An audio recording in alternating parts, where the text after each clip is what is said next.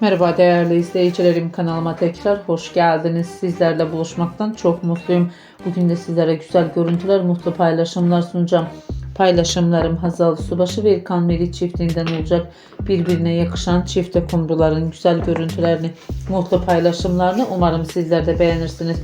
Sizlerden tek dileğim kanalıma abone olup like atmayı unutmayın. Hoşça kalın, sağlıcakla kalın arkadaşlar.